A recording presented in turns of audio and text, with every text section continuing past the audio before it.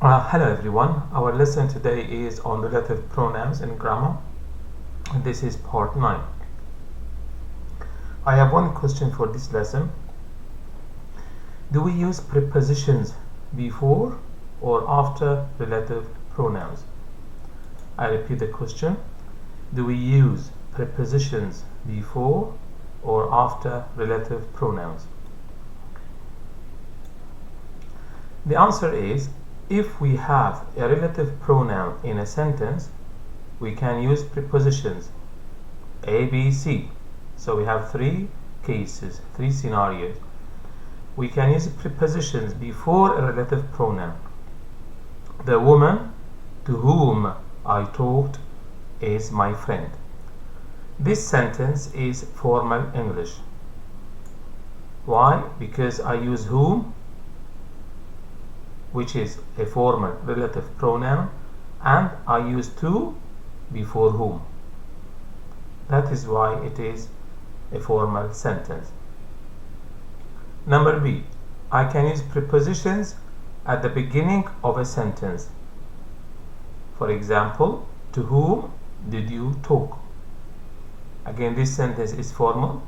I use to as a preposition before whom.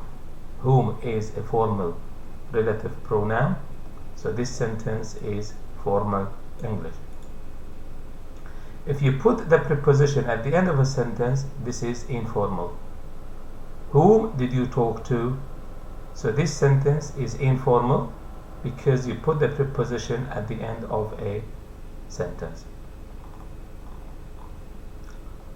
Again, I have a friend in France.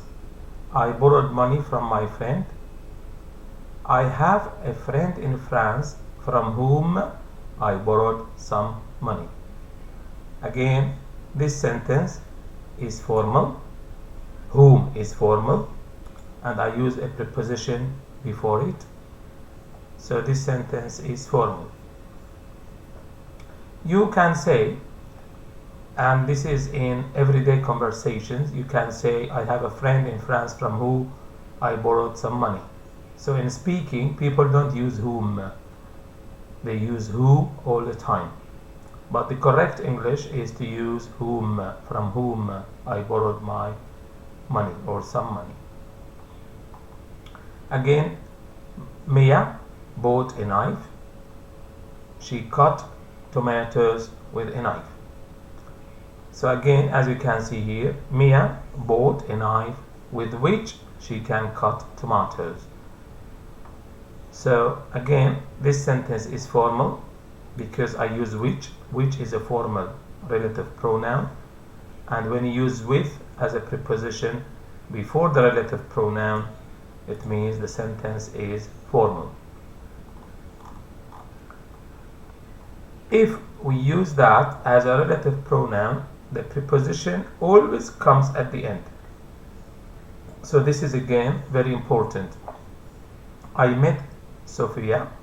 I borrowed the money from Sophia.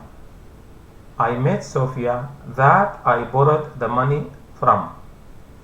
So I use that. If you use that as a relative pronoun, you have to put the preposition at the end of the sentence. If you remember from the videos before, I said don't use a comma before that. Don't use, if you use that as a relative pronoun, do not use a comma before it.